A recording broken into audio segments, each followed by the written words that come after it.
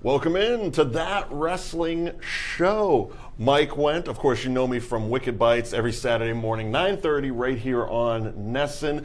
Liam? I'm Liam Stryker of the New Age Insiders, and I'm so happy to be here. This is our second Facebook Live. Yeah, we are live right now. We're live. Anything can happen, pal. Oh, yeah. Lex Luger's coming in the blousiest blouse. In the blousiest of blouses with the mock neck now. The mock, yeah. So be ready for that. We did get a fun upgrade. We were at a restaurant the last time. Yes. And now we're here inside the Nesson Studios. In the studios. Yeah, so they let us in the building. Again. Yeah. It seems like, and now we're in the busy season for WWE. Yes. The pay-per-views are just rolling out, is what, every other week now. Yeah. I mean, we were just here. We were just here talking, what was the last one? Backlash. Backlash. Can't even call it Backlash. Oh, whoops. But now we're at Extreme Rules. Yes, the Raw brand Extreme Rules. Yes, and we're both wearing blue. Yeah. Well, I wanted to support Smackdown because they're not represented. Yes, I feel exactly the same way, and I'm sure we're going to get into it because, again, I sound like a broken record on this show. Yeah. Every time we come here, every time we talk about it, I'm like, SmackDown does a great job of telling stories. Raw doesn't. Right. There is, again, and they have the longer show. Right. They got the 3 hours to build towards a pay-per-view, and I don't know. I mean, I'm looking at this lineup, and I'm like, I mean, aside from Aries and Neville, which I don't really know much of the story, but they've told enough in the ring that I get it. Right. But we'll get to all the matches in the breakdown. I just, again, for a quick aside on SmackDown, I belly laughed this week, and I haven't belly laughed at wrestling in a long time. Thank you, Breezango. I love Breezango. Thank you, They're Breezango. fantastic. The fact that he is so deep undercover that he keeps doing... Oh, it's fantastic. He's doing different costume changes in the middle of the match. That's the type of wrestling silly that I love. It really is. It's a shame that they are a face team because it feels like they're going to... They've been leapfrogged by the New Day, and rightfully so. They should be. The New Day is the most popular thing that WWE kind of offers right now, aside from maybe Braun Strowman. Right. But I love Breezango. They're so funny. They are so talented, and I can't wait to see more of what. Like I said, I couldn't remember the last time Yeah. I belly laughed at WWE programming. I thought you were going to talk about what you pointed me to, which was the Indian commentary for Jinder Mahal's win. Did you finally listen to it? I listened to it. Okay. And for those of you that don't know, during Backlash, was it Backlash? It was Backlash. God, they're just coming, great balls of fire. Goodness gracious. During Backlash, of course, we all know Jinder Mahal is a new WWE champion.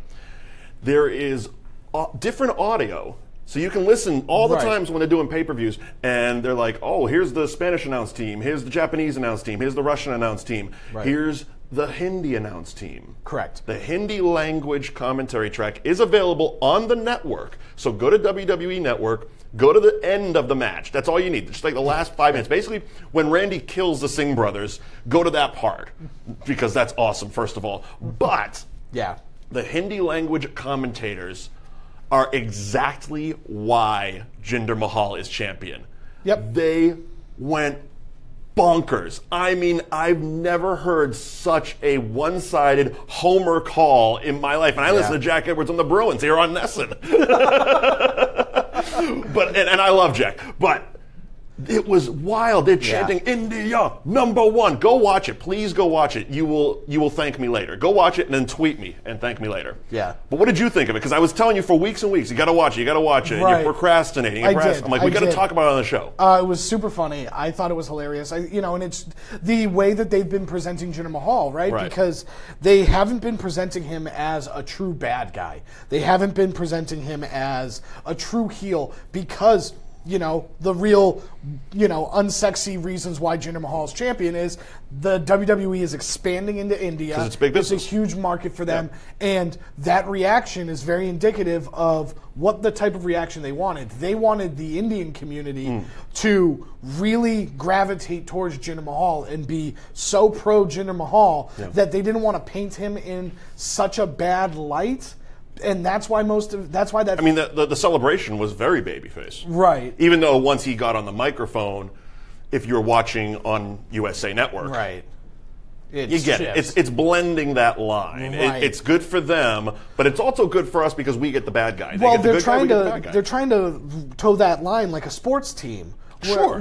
Where it's like I said, they were very homers. As a Patriots fan, I understand that most of the time we are painted as villains, right? The fan base and the team are all painted as villains. Yeah. And so I understand that, but I still root for that team. And so it's very much the same, I think, with Jinder Mahal and the type of presentation they're going with him. Sure. Where it's like, yeah, for everybody else, he's the bad guy, but he's our guy. Right. So that's, I get it. And, I just wish that basically he's the home team for them. He's the home team for them. So he's the visiting team for us. He's the home team for them. And so that's why they're supporting it. And that's fine. And that's why he hasn't done anything like crazy bad. He hasn't like burned an American flag yet. Jeez, let's yeah. So, you know what I mean? Like, he hasn't done that yet. It might come. He might attack a soldier. I don't think so, though. I hope not. I don't think so. I think the worst he's going to do is beat up Mojo next year or next week. Mojo. WWE champion, SummerSlam. I'm with you. I'm saying it, man. I'm with you. I know your co-hosts on New Age Insiders do not agree with either one of us on that topic, but I cannot wait the funniest thing was we talked about it on the New Age Insiders a couple weeks ago, and they were adamant. Both of them were adamant that it's not going to happen. Right. And then I laid out everybody on SmackDown and what everybody else is doing. And I'm like, he's the only one left. He's the only one left. He's the only one left. And they need something for Money in the Bank. I'm not 100% sure what they're going to do with Rusev yet, but we'll get to Money in the Bank at the very end of the show. Because we got Extreme Rules. It's the Raw brand. It's the red brand. I'm on the red side apparently today. So we got to do Extreme Rules. It's tonight. It is tonight. It's tonight. We got a few hours. Right. This is my biggest issue with the way WWE is currently set up. Okay. Is pay-per-views like this, and this is the one I point to the most. We have a pay-per-view built solely around Extreme Rules stipulations. Sure. So everything on this everything on this show has some sort of stipulation that makes it not a normal match. The box of gimmicks is empty this month. And everything kind of feels forced. Sure. I loved that back in the day, the 90s into the mid-2000s, before Extreme Rules became a thing, we used to build to these things naturally. So it would be like, these guys hate each other so much. Hashtag the Attitude Era was better. Right. But it's like, we used to get to a point where a cage was needed, or a bull rope match was needed, or a no disqualifications match was needed. Well, the big violent gimmick matches were the blow off. It was like they've been going back and forth and building a story, but they only had 2 weeks to build a story now. You don't have that much time to piss somebody off. But they keep these away. They keep all of these gimmicks away until Extreme Rules, and like we won't see a kendo stick on a pole match, at any other point just for this, and I don't like it because it pigeonholes storytelling, and that's my 2 cents about Extreme Rules. But that being said, I'm very excited for tonight. I mean, again, like I said at the top of the show, Raw has not done a great job of building me as far as a build-up and a story. However, that being said, the last few pay-per-views they've done have always delivered. Right. And I anticipate this delivering as far as match quality, in-ring psychology. They do a great job at that. It's just the build-up. It's like... I don't care going in, but I'm going to watch it because the build-up it is always terrible. But they're all guys I want to see. The fatal 5-way Extreme Rules bonanza they're all guys that I want to watch wrestle in that match. So that's what I'm excited for. I'm excited to potentially see the Demon Finn Balor. It's going to be a fun show. It's going to be a fun show. It's just been a weird way to get to that show. But let's get to the show. Let's do it. WWE Extreme Rules. Of course, it's tonight. Since we are live right now, it's tonight. So set your couple of hours. I'm not going to tell you to set your watch. WWE Network. WWE Network. There you go. Thank you very much for helping me out on that one. First match out of the box. I'm going to call this one, the stipulation is, wow, the mediocre have fallen. I know. Sasha Banks and Rich Swann, who is the left out New Day member, versus Alicia Fox and Noam Dar? Noam Dar. I don't watch 205 Live. Sorry, man. I don't. Yeah. Did you see? Okay, while we get into it, did you see the report? And this is very... Like, this to me, if I was in programming at WWE Network, I would be canceling 205 Live right now. Okay. It was either last week or the week before, a report came out of all the different, what the popular shows were. Right. 205 Live lost that week to 1998's Halloween Havoc. a WCW B pay-per-view from 1998 beat a new live show. Fun fact about that. Tap out, man. Fun fact about that Halloween Havoc. Yes. If you watch it, Raven and Chris Jericho are both on those shows. Okay. They replaced their music with their WWE themes. Jericho, used a lot of, they used to break the walls down on all of the WCW stuff. It's very weird. Some poor intern had to sit there and replace all of that audio. Well, I mean, and I don't want to get too deep into the rabbit hole, but Right. that was why for a while the ECW pay-per-views didn't have New Jack matches. Right. Because they had to go find a song to replace Natural Born Killers by Dre and Ice Cube. Yeah. Because they played through his whole match. But they eventually did find one. It's some bootleg version of it. Right. And now we get New Jack matches because we all want New Jack. We all want New Jack matches. We can't have enough New Jack matches. Yeah, he might kill a guy. The man is an animal. Okay, but this Sasha Banks and the Lost New Day member. It feels like Sasha made somebody mad backstage because this is going to be on the pre-show, I would assume. That's what I thought. What I was looking at didn't specify whether it was or not, but I got to imagine that. This is the pre-show match. She's in an intergender tag match where, there's no real story. There's no reason. There's no reason. Why do you hate Alicia Fox? Do you hate Noam Dar? I would rather watch Sasha Banks wrestle Noam Dar than this tag match. I agree. And that's an Extreme Rule. Why don't we do that? You go. 2017, man. That's why we can't do that. Can't do those type of matches anymore. But now I felt the same way about Sasha Banks. It was like all of a sudden I see her coming out. I'm like, because she came in with the women's revolution with Charlotte and Becky and that whole thing, and she was great. But she was also a heel then. Right. I blame the fans. I blame you for this. That's who I'm blaming because they all got there. Well, we like Sasha. We're going to cheer for Sasha. Well, what happens every time that you cheer for somebody? They become a babyface. It's happened with every. That's why New Day is babyface. Let's be honest. They started as heels. Yep. I mean, granted, they also started as gospel singers, but that's true. But 6 one way, half dozen another. But it's going. That's what happened. She was so over with the fans, selling so much of the merch, and heels can't sell merch. That's against the rules. Right. That they churned her babyface, and she has been floundering ever since. Yeah. She has just been kind of waiting around, and nothing's happening, faking injuries left and right, and nothing. You thought she was going to do something with Bayley, but then they never turned her. Yeah, and they never turned her, and Alexa Bliss came in and just took that. I mean, we'll get to her. She is fantastic. Yeah, she came in and she took that women's division. Right. Everybody has been saying she's like Sasha mini Banks, Charlotte. Right, but she was like Sasha Banks and Charlotte, they're going to fight forever. They're going to be the rivalry. And I said this when the brand split happened, or when the shakeup happened. Yeah. It's Alexa Bliss and Charlotte. They're keeping apart. They are going to be on an inevitable collision course. Oh, absolutely. And it's going to be awesome. And I hope they take their time with it, too. But, I mean, I'd say who do you want to win, but... I would like Sasha Banks to get the pinfall victory just because I would love to see her get some momentum. I mean, if she's really made somebody angry, I don't think it's going to happen. Right. You know what I mean? If she's made somebody angry, you're going to know because she's going to take the pin. Oh, yeah. Clean. Yep. Clean. Let's get to the real matches. Tag team titles in a steel cage. Hardy Boys and Sheamus and Cesaro. Have we found a fun name for them yet? Cesaro? Cesaro, I like it. Let's do it. So Hardy Boys versus Cesaro. And again, I don't know all the legal ballyhoo about the broken character yet. I know that they've started changing graphics to a different, he's not doing the big toothy grin type of thing. Yeah. But I'm fine with it, to be honest, because as we've discussed before, and we discussed, I think, right after WrestleMania, I'm fine with them slow building a broken thing. I don't want them to jump right into it, and I'm good with this. They got plenty of T-shirts to sell as this version of Team Extreme oldish. Yeah, the reforming of Team Extreme. The rebirth. The rebirth. But having them come back as broken, you have to assume that most of the WWE audience doesn't watch TNA.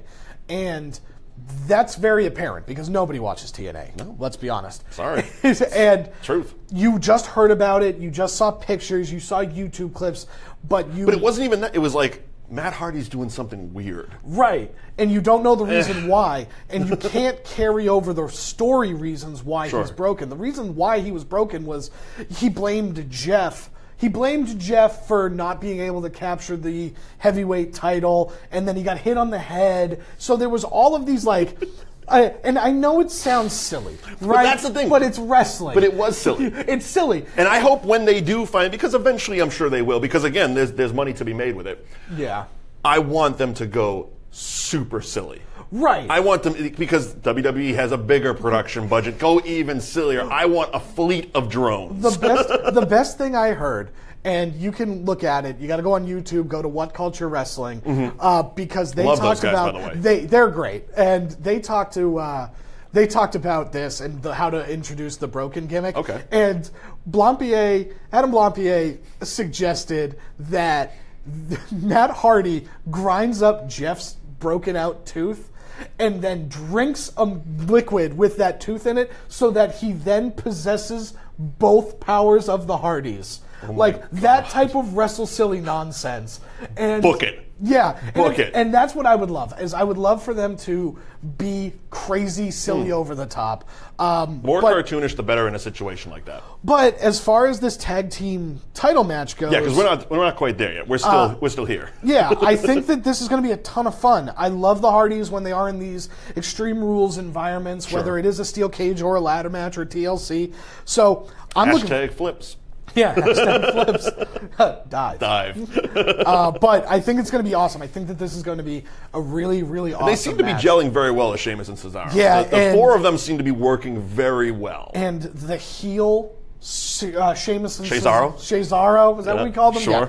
The heel Cesaro team works. It works. Really is so much better. It is so much better than the half and half. The evolution of this team has been so, like, the point we've gotten to now, I'm happy with. It was weird when they were doing the kilts and the tuxes, and they looked like Brad Pitt's group from Fight Club when they were catering. Well, it felt like everything to do with this tag like team. They were half in, half out. They were both of them were putting influence in the gimmick, but didn't have a dominant say, and they weren't coming together on it. And so now it feels like they're a team.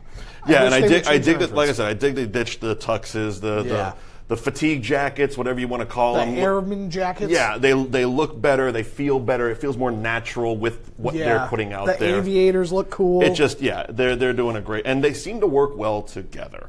Right. They're just two big bruisers who probably bang out weights in the gym together. They've been doing this for a while. It's like, all right, put them together. And again, the Hardys don't mind taking a hit or two. So if you put those two combinations together. If we have the opportunity for Jeff to jump off of something high, I mean, sign me up. Yeah, exactly. Sign me up. Get 20 feet in the air and throw Jeff off. That's what we do. That's what we do. This is WWE, That's pal. how we do it. All right, Intercontinental title. Dean Ambrose, the champion that everyone keeps forgetting, versus The Miz. In a match where if Dean gets disqualified, he loses the title. I think that that's going to be important because earlier when the stipulation was announced, The Miz came in and then attacked the Drifter. And that got Dean Ambrose disqualified and he lost the match. I think that was foreshadowing. I think the Drifter repays the favor tonight in this match. What are they calling him now? It's a name. Elias Sampson. There you go, Elias Sampson. I like the Drifter better, to be honest with you. Yeah. And I don't like him doing the sing-along. This ain't sing-along with The Rock. Oh, God. I liked it better when he was just roaming in the back. It was different. It was unique. And now it's like, okay, let's just put him in the ring and make him sing songs. Yeah, and then he wrestles. Yeah, he's no longer a drifter. He's just... Well, that was that was the thing that I always thought about in just NXT. A singer. I was like, so in theory, this guy's a drifter, and he drifts all over the country. But every Wednesday, he's at Full Sail University in Florida here for NXT. Well, he's kind of playing a homeless-esque character. At least he was before they put him in a spotlight. Yeah, he's playing like a busker. Kind of. So it's like, I mean, if you got a corner that was, flourishing a lot of fruit, if you will. Right. If you were getting a lot of coin in your bucket at that corner, you're going to keep showing up. That was Full Sail. Right. So, I think it's going to be good, but that's at that point. But I think that Elias Sampson's going to be a big part of this match. Okay. I mean, it makes sense. Do you think he's going to forward the situation with Dean Ambrose or forward it with The Miz? I think he's going to forward it with Dean Ambrose because I think ultimately Miz gets the Intercontinental title. He goes and does something else, and then we have Dean Ambrose be mad at Elias Sampson, and then that builds Elias Sampson's first real pay-per-view feud with somebody that somebody that's established, somebody who's a veteran, and then on the way to Great Balls of Fire because that's happening. Great Balls of Fire, awful. Yeah, and I wasn't being I wasn't being crappy about it. I literally keep forgetting that Dean Ambrose is the Intercontinental champion. I know. Every week I'm literally putting the sheet together, and I'm like, Really? Oh yeah, I guess he is the. Okay, that makes it works so much better on the Miz. He's the only male singles champion on Raw. Well, come on now. Yeah. Brock has the belt. Yeah, but he's not on Raw. Well, good point. Wait, no, that's actually not true, because we were just going to get to the Cruiserweight title. They're their own brand, because they have 205 Live. That's not a show. I know. Nobody cares. It's Halloween. It's losing Halloween Havoc, man. 1995. Doesn't count. All right, but let's get to it. Cruiserweight title, submission match.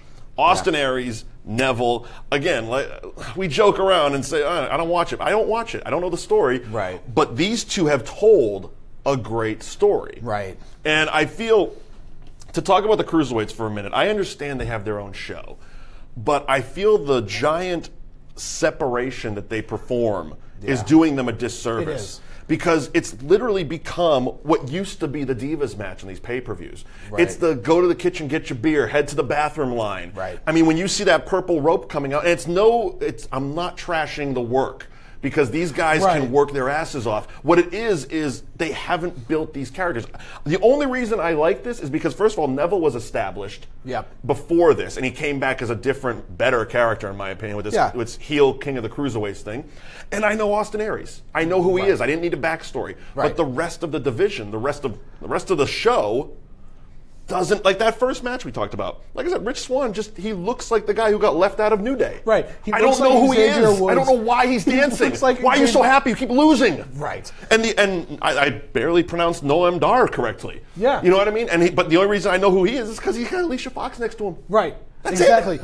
And build their characters. It's a TV show. Back in WCW, the Cruiserweights didn't just wrestle each other. Right. They wrestled other people. Billy Kidman. Well, even the lightweights in WWF back in the late 90s. Yes, they would wrestle other people. And that's what the Cruiserweight division currently is missing, is that Austin Aries isn't wrestling, Chris Jericho on a random time. Which would be a great match. Which would be great. That'd be fantastic. They're on an island. This purple spaceship just comes down in the middle of Raw. Different mats, and different it ropes. turns everything purple, and then all of a sudden it's gone and we're back to Raw. And it's like...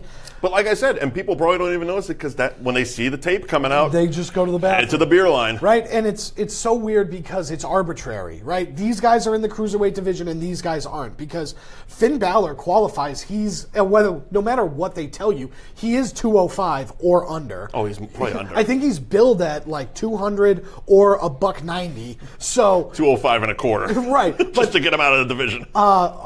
Kalisto is another one, and he's on Raw. Yeah. So it's like, why are those guys not in the Cruiserweight division, but these guys are and can't get out of it? So it's just... Because they like being on a show people watch. Yeah, of course.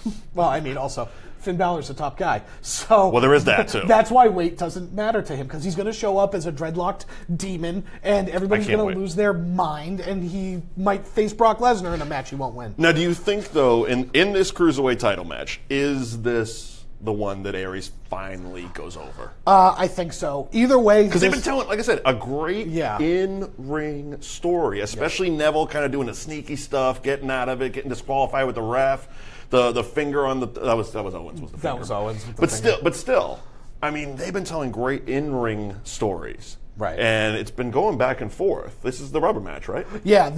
No matter what, this is going to be the end, right? If Neville wins, he's going to move on to a different opponent. If Aries wins, obviously he will be the champion, but this will be the end of the story. I don't see this going any further. What's your gut tell you? My gut tells me that Austin Aries is going to win, but it's really a coin flip, because keeping it on Neville, it's interesting. Right. He's a good champion. He's good for the division.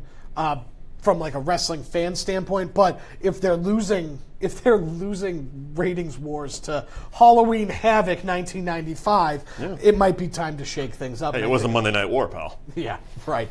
So I think Austin Aries might be. The only thing I got against Austin Aries is he ditched the cape. I loved him in a cape. I know. I don't know what that frilly jacket is, but I love the cape.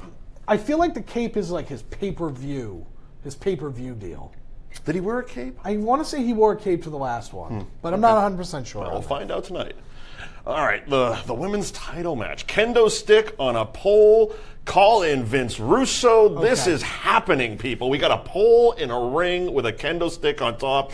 And wow, that segment on Raw was crap. Yep. I want to talk about the Bayley This Is Your Life segment real quick. Go ahead. If you had a chance to watch Monday Night Raw and saw the This Is Your Life segment with Bayley and with Alexa Bliss, you would know that might be the worst thing I had ever seen in my entire life. I don't know why WWE insists on doing This Is Your Life segments. Because they struck gold with The Rock. Right. So This Is Your Life was a thing that was old when The Rock did it. Right? When The Rock did it... The Mick Foley? The original one, right? Okay. Like, that was from, like, a TV show, like, 10 years prior. Oh, yeah, no, I understand. Yeah, right? Yeah. So the concept of so-and-so, This Is Your Life... But in the bubble. It was kind of fresh. Right. Plus, you also had two people... Who were very talented. Killed. Yeah, they were very talented, very likable, very over.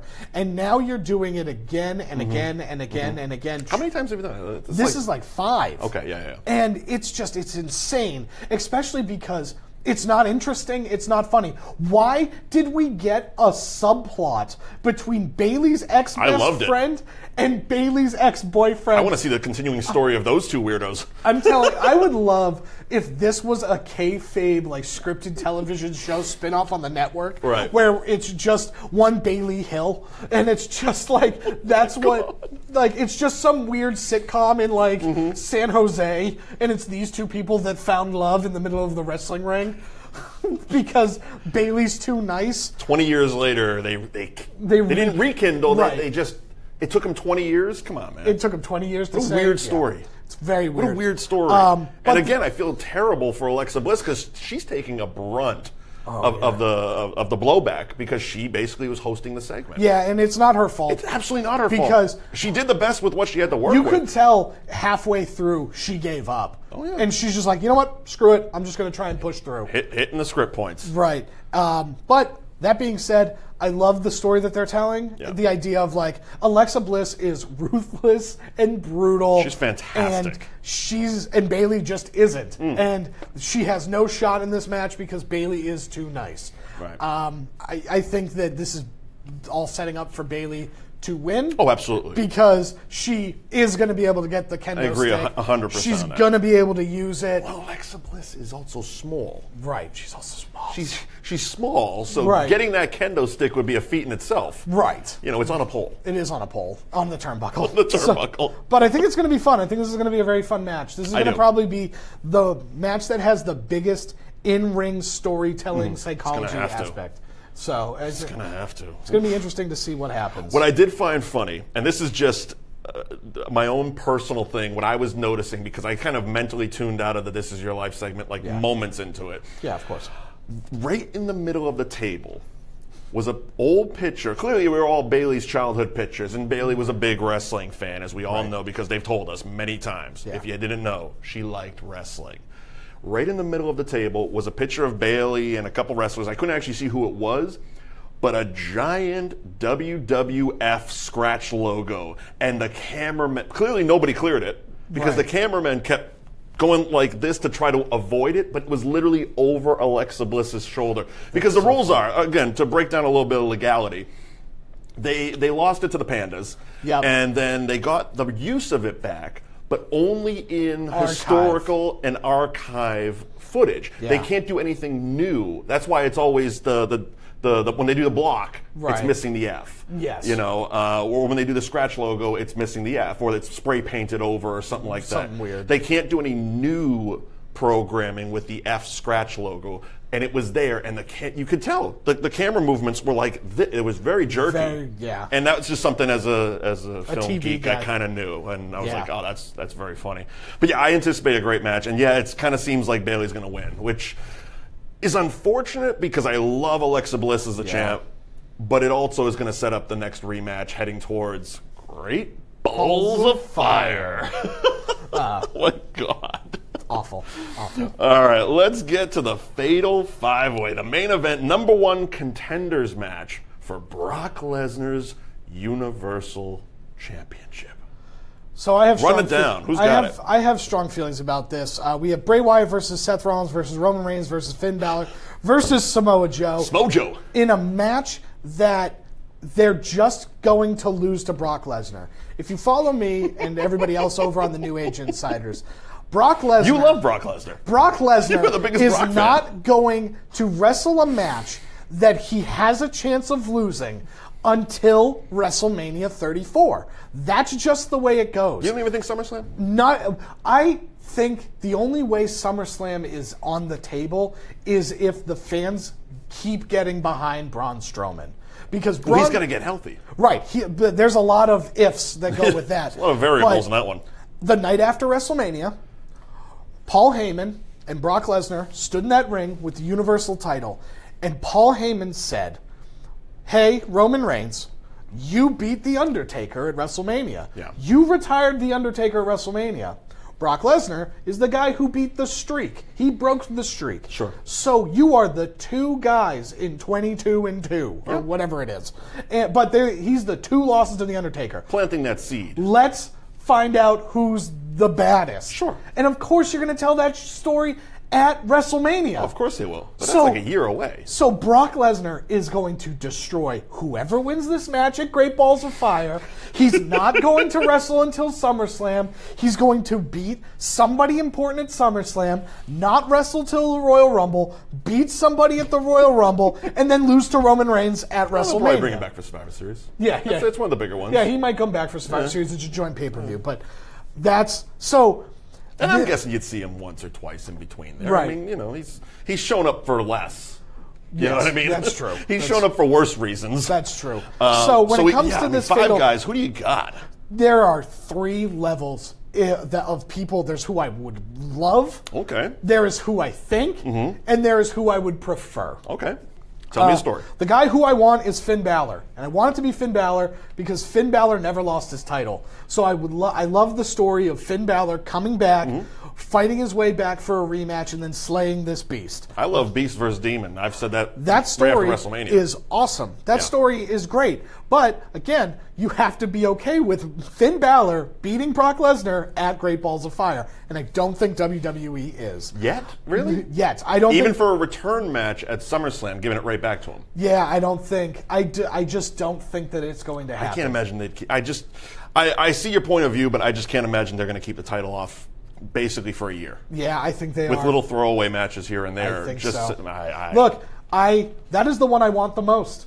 The person I think that's going to happen, I think Bray Wyatt's going to win this. Okay. I think Bray Wyatt's going to win this because Bray Wyatt can lose big matches and still... Really? Yeah, I know, it's crazy. Bray Wyatt can lose big matches. Bray Wyatt can be thrown into these type of situations. He can get people interested in the story and then lose. So he makes the most sense in terms of... It's the worst call it. I know. Person. Yeah. What do we call it? Leader? Cult leader? Cult leader Right. ever. And then the person that I think would be the best would be Samoa Joe. I would assume that over the next year... Samoa Joe Brock match would just... be fun. That'd be a house burner. I believe that Brock Lesnar is going to beat Samoa Joe, Seth Rollins, Finn Balor, Bray Wyatt on his way to losing to Roman Reigns. I believe that is what's going to happen. And so you think along the way... So Samoa Joe, to me, would be the best first match. Samoa Joe gets the first crack at Brock Lesnar, fails. Then Bray Wyatt gets a crack at Brock Lesnar, fails. Finn Balor gets a crack at SummerSlam, fails. Seth Rollins gets a crack at the Royal Rumble, fails, while Roman Reigns wins the Royal Rumble. Is there something in between Great Balls of Fire and SummerSlam? Survivor Series. No, that's in November. Oh, no. Okay. Gotcha. Go on. So, I don't know. Raw has 1 million pay-per-views. It really is. So, I mean, if he's going to wrestle at Great Balls of Fire, it doesn't necessarily need to be... Every time you say it, I just giggle. It could be the worst name ever. It could be Battleground. It could have been Battleground. I don't know. Why wasn't it Battleground? Why isn't this like... Could have been, what is it, Roadblock, End of the Line I don't know 2. when. I don't know when. I think we just had Memorial Day, so it's officially summer. I don't know how that works. Yeah. But we could have done Spring Stampede, right? Wasn't that an old WCW pay-per-view? It was. We could have done that. I don't know. Hog Wild. Hog Wild outside of Wild, Sturgis. right? We could go back to Panama Beach, give all the tickets away for free, not make any money. Wow, that was a great business move. Yeah, anyway, WCW was really smart. WCW was I wonder how that terrible. company's doing now. Well, apparently it's doing better in the ratings than 205 Live. That's so true. So you're going with Samoa Joe. I'm going with Bray Wyatt. I think Bray Wyatt is Bray's actually, going to win this? But I would prefer Samoa Joe to win. Gotcha. Of those two. So you're thinking Bray Wyatt, Brock Lesnar, Great Balls of Fire. Yes. I just want to keep Great hammering home Balls that of Fire. the next show is Great Balls of Fire. Great Balls of Fire. Goodness gracious. Great Balls of Fire. All right. I'm kind of with you on that. I'd love, because I think Finn Balor at SummerSlam against Brock would be great. Somehow we get to that point. Roman Reigns should just win this, face Brock Lesnar, and get it over with. Yeah, but you got to make money, pal. I know. This entire show is built around Roman Reigns. Roman Reigns is the main character of this TV show. Mm-hmm. That is who Roman Reigns is. Yeah. So we just need to accept it. I just hate that I have to accept it for a year. Right? Because I can do Brock Lesnar versus Roman Reigns. I can get excited for that match. Right. I just don't like the fact that he is the champion. The champion is not on TV. I am over Brock Lesnar. I am just over Brock Lesnar. See, the problem is Brock Lesnar's over, though. I know. That's the problem. Therein lies my conundrum. So overall, what do you think match of the night's going to be? I think the match of the night is going to be the Fatal 5-Way. Really? Yeah, it's going to be a bunch of nonsense. I'm going with the Cruiserweight match. The match I have the littlest interest in outside of the two competitors as far as storytelling, as storytelling, as you say all the time. Yep, storytelling. I think they've been telling a great in-ring story, and their matches have, like, it's one of those things. Like I said, the first time they met at WrestleMania, I was like, okay, whatever, cool, but it grabbed me. Right. The in-ring psychology, not the works, not the flips, not the dives. The psychology in the ring grabbed me, and I think they've been telling a great in-ring story. Yeah. Outside the ring on 205 Live, I don't know what the hell they're doing. See, I think that the Fatal 5-Way... Crashing 205 Live. The Fatal 5-Way will be the best match of the night, just because we're going to get the Finn Balor demon entrance, I would assume. It's a pay-per-view. So I assume that's what we're going to get, right? First time since SummerSlam last year. Yep. Seth Rollins is going to jump off of something big. Of course. Bray Wyatt's going to crash into something. Samoa Joe's going to crash into something. Are we going to get projected inchworms or something? I hope not. Are we going to get some After Effects happening in there? I hope not. I hope there's not some weird green screen effect. But some green screen effect. And then I would love, and I have no idea whether or not it's actually possible where he is health-wise, but I would love Braun Strowman to come back tonight and just destroy everybody. Or at least Roman Reigns. At least Roman Reigns. That's what I was thinking. At least Roman Reigns. Because you are just waiting for the "I'm not done yet" t-shirt. I'm not finished with you. I'm not finished with you. I'm not finished with you is my favorite catchphrase ever. And somebody tweeted me a picture. Haunts my dreams. It's the Uncle Sam. It's the Uncle Sam with the finger pointing, but it's Braun Strowman, and it just is him pointing and just says, "I'm not finished with you." And I love it. That's great. It's a precursor to death because off screen you just hear, "I'm not finished with you yet," and then Braun Strowman, that giant mountain of a man, just comes running in and breaks something. Oh God, I love Braun Strowman. Braun Strowman is rapidly rising the chart of my favorite pro wrestler. So overall, we're looking forward to the show. Yeah, I think it's going to be good. All right, let's get to the wrestling rant here. Ooh, fun. Last show. 2 weeks ago. We kind of beat up the social media a little bit. Yeah, 2 weeks ago. Yeah. This time, this one's going to be a little bit near and dear. It's going to be a little sore subject for you. Yeah.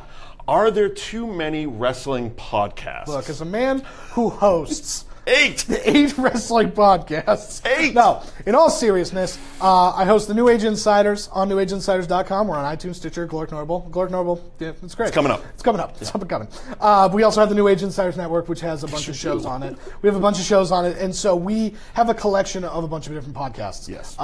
We understand that podcasts are very prevalent in the pro wrestling world. What a shock that wrestling fans would oversaturate the market with something. It's crazy. It's crazy. And there are a lot of good shows, and there are way more bad shows. And this wasn't two things. First of all, it wasn't just to shill your podcast, right. although it is a great New Age podcast. Insiders, you should listen. We have a pre-show and a post-show. Yeah, they do. So he's going to be doing this all day. But it also, I wasn't referring to wrestling fan podcasts. Right. Because there are great ones. And the funny thing is, most of the ones I listen to are from the UK. There's the Attitude Era podcast, I think is very funny. The OSW Review, we mentioned whatculture.com. Yeah. I think those guys do a fantastic job. Much like us, they don't take themselves serious. Right. It's a fun, lighthearted, silly type of banter around the ring, if you will. Right. What I was referring to is current or past pro wrestlers with podcasts, or even just personalities. They didn't have to work in the ring. And there's so many of them. Right. And there's more just coming every single day. Yeah. And what prompted this was I listened to probably one of my favorite podcasts I'm currently listening to is Something to Wrestle with Bruce Pritchard. Yeah. Bruce tells fantastic stories. Now, if you look online and if you listen to hashtag Meltzer Says, you might think that some of his stories are fabricated or exaggerated. But to be honest, like I said, I don't really care. They're great stories. Right. Truth, fiction, tell me a good story. At the end of the day, you want to be entertained. Make me laugh during my commute. That's all I really care about. And Bruce does a great job. The stories he carves, and because he was Vince's right-hand man for so many years, from the early 80s through, I think 2008 was his last run in WWE, tells great stories. And the guy he has co-hosting with him, Conrad Thompson, I'm going to throw it out on Twitter. Hey, it's Conrad. That's a great co-host to have with him because his research is impeccable. Like he does like you can just listen to him do research without the follow-up, which I'm getting to. Right. Because he also does a podcast, Conrad that is, called What Happened When with Tony Schiavone, which is a WCW side. Right. And I had just listened to Bruce Pritchard's side of the last Monday Nitro. Because he was there with Shane, he was in Panama, so he went and he told his side of the story. Right. Well, Conrad said, well, I also do this one with Tony Schiavone. And I'm like, well, that's a great companion piece. It'd be the WCW side of the last Monday Nitro. Love to hear it. Again, Conrad did a great job of doing all the research, prepping, asking the right questions, and literally every single question he asked, I listened for about 45 minutes till I shut it off. Tony Schiavone would just be like, I don't know, people really didn't talk to me about it. It was just non-answers. Yeah. It was like 45 minutes of non-answers. And I'm like, why am I just couldn't take it. So I start flipping around to flipping like I'm on TV, flipping around to different podcasts. And I picked up Eric Bischoff's. He does a wrestling one. Yeah. Listened to it for a little bit. Eric's isn't bad, but he does more current day. I'd wish he'd talk more about WCW stuff because it's more interesting to tell stories as opposed to just because everybody reviews. I mean, Jesus, we're doing it. We review current product. You know what I mean? We just spent a half an hour doing it. You know what I mean? But there's so many. And the problem is there's only so many hours in a day that you can sit and listen. And if you're picking up a bad podcast, you're gonna have a bad day. Yeah, it's so true. But there are great ones that I feel people should be listening to. Yeah, and that's more what this is about. It's not to trash the people who do bad podcasts. It's more to tell people what they should be listening to if you want that type of fun wrestling content. Right, because I feel like the podcast, at least for the established wrestling personalities, this is the new convention, right? Well, it's a new way to make extra money also. Right. You have a lot of guys that spent their entire life wrestling. There's not much of a, unless you're The Rock. Right. There's not much of a pension plan right. where it comes, so you come and you do these type of things and you make appearances, and that's how you do it. So I think telling the stories of the road is something people are interested in. Mm-hmm. You know, Pritchard is a very good person great storyteller to point to about this could work. Taz's show is fantastic. And Taz, I was going to bring him up because I don't really consider Taz a podcast. No. I consider Taz more, because he does it every day. He does 5 days a week, 2 hour. I consider it more of a radio show. He's a radio show. And so that's, because you're absolutely right. And he does it inside a radio show. I think he has. And it's on CBS. It's on CBS Radio. And it's formatted as such, like a radio show. There's breaks and there's bits, and he comes in and out. It's not just like long form, tell me a story. Right. But that being said, it's great content. And he breaks down everything. Yeah. Chris Jericho. It was a great show. His is great. Stone Cold Steve Austin's. Love it. Is great. But I love Steve's for a couple reasons. First of all, Jericho's, if you haven't listened to Jericho's interview with Roman Reigns, go listen to it. It rivals some of the interviews I did with Roman Reigns. But plug. It was great. Where can we find the interview with Roman Reigns? Well, it's on. You can go to MikeWent.com and find it there. It was the old Mike and Billy show, and the Mike and Billy show. Not to go down that rabbit hole, but I never felt we were a wrestling podcast. We talked to wrestlers because we were interested in wrestling, but we kind of formatted our show a lot more like Taz does. It's more of because we come from radio, an entertainment radio show. It was pop culture. It was day in the life type stuff. That's why I didn't include us in the litany of great podcasts for wrestling. Right. Yeah. Great podcast, but not wrestling. But no, in all seriousness, Chris Jericho did a great interview with Roman Reigns. You find out a lot about his personality and who he is as a person. But Steve Austin, wow. I listen to Steve for one of two reasons. Either he's got somebody he's interviewing that I really like, or he's breaking down one of his old matches. I love that. Okay. It's kind of like him doing commentary over his own match, telling you what he was thinking, what the other guy was thinking, that type of love that. However, no matter what you're going into Steve's thing for, you got to spend 45 minutes listening to him do construction, move his bed around. I just got a house, and I got my couch into 16 Gimmick Street and Mule the Wonder Dog, and it's just like he's farming. It's a mess. But listen, as somebody who comes from radio, listening to Steve Austin do live reads makes my day. Yeah. Makes my onit.com. Makes my day. So he does a great one. The one that's a sleeper, I bet a lot of people don't know about. The New Age Insiders podcast. No, because everybody knows about that. Of course. Lance Storm yes, and Cyrus, Don Callis from ECW, do a great podcast. Yeah. And they break down old ECW shows while blending with some of the current product. They talk to people. Cyrus has this great rivalry with Disco Inferno. It is just so random but excellent. And they're like, it's very dry humor because it's Lance Storm. But it's really well done. You can listen to it. It's smooth. It's easy. It's entertaining. Right. And they actually tell stories with information. Another one I like that just started, Edge and Christian. Okay. ENC's podcast of awesomeness. You see, that feels like that was a long time coming. It really does. And I was a huge fan of the network show. Right. I believe it's coming back for a second season. It is. Huge fan of it. I think the two of them are just genuinely funny people. And listening to their podcast, they are genuinely funny people. They were great on Table for Three. Mm-hmm. And they did it with Angle, and it was fantastic. Team Eck. Yeah, Team Eck. Team Eck. Then there's some that just like, Goldberg had one for a while. Yeah. Where all he wanted to do was talk about NASCAR. Yeah, cars. Awesome. That's what people listen for. Friend of the New Age Insiders, Bill Goldberg. Yeah, well, get him to talk about wrestling. Maybe more people will listen. Bret Hart did one but stopped because all he would do was be Bret Hart, and he'd just be like this curmudgeon that was bitching about everything. Yeah, I don't like Bret Hart. And I remember when he actually stopped doing it, he was like, I didn't want to be just the angry old man. Yeah. Ric Flair does one. Again, he does it with Conrad Thompson, who does the Bruce Pritchard one. And Rick is Rick. Rick is out there. Yeah. Listen to Rick tell stories. You know what I'd love to do? I'd love to get Ric Flair and Michael PSAs together for a podcast. I think that would just be insanity. Fellas? Sober, too. Fellas, you want to... Book it. Come on this show, by the way. Come on this show. We'll do it. Trust me, I understand the hypocrisy of saying there's too many wrestling podcasts while we're here on Facebook Live. I get it. It's wrestling. There's a lot of hypocrisies involved.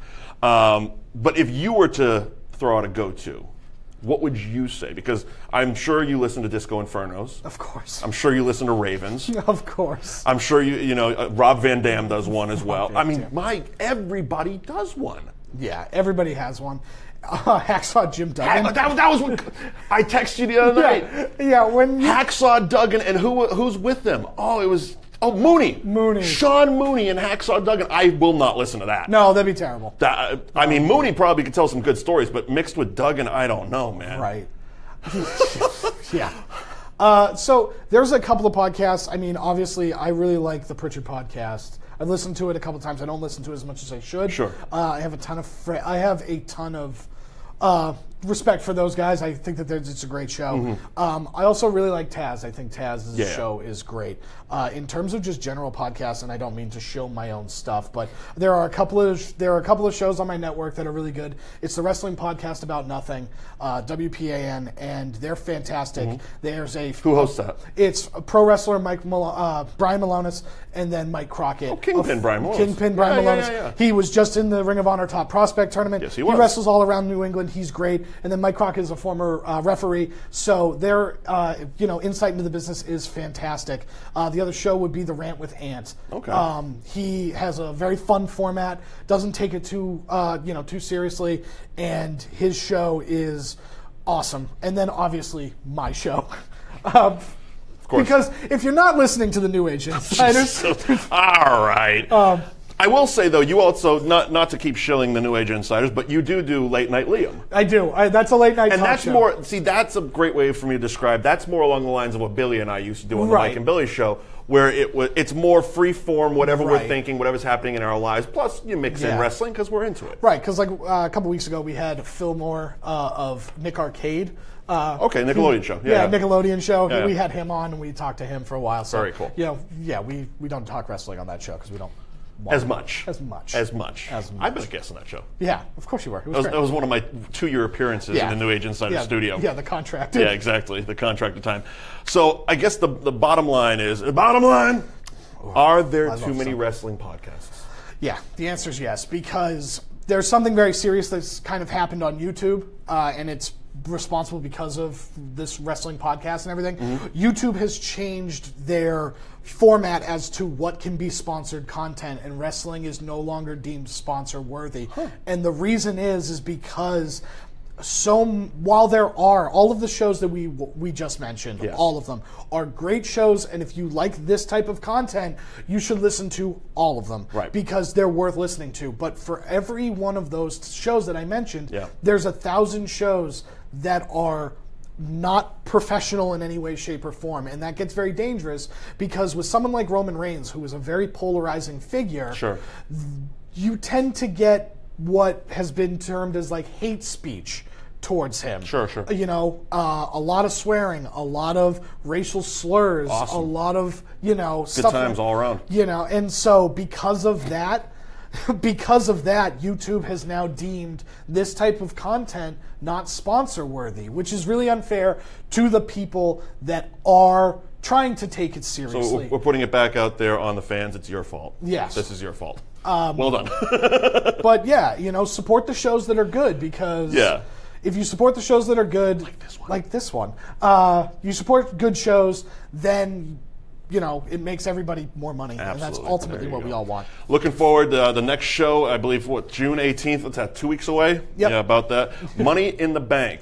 Personally, I don't know, outside of the women's match, I don't know anything else on the card, but outside of the women's match, I don't care because that is going to be awesome. Yeah, the women's Money in the Bank match. It's historic. They got the right people doing it. Yes. Charlotte's going to flip off a ladder. Or something. It's going to be fantastic. Yeah, James Ellsworth might win the briefcase. I forgot he's still around. He is. That's a hashtag poor Carmella. Yeah, right. Oh, man, that poor woman. I know. But then the regular men's Money in the Bank is going to be great as well. And then we'll get Jinder Mahal versus Randy Orton round 2.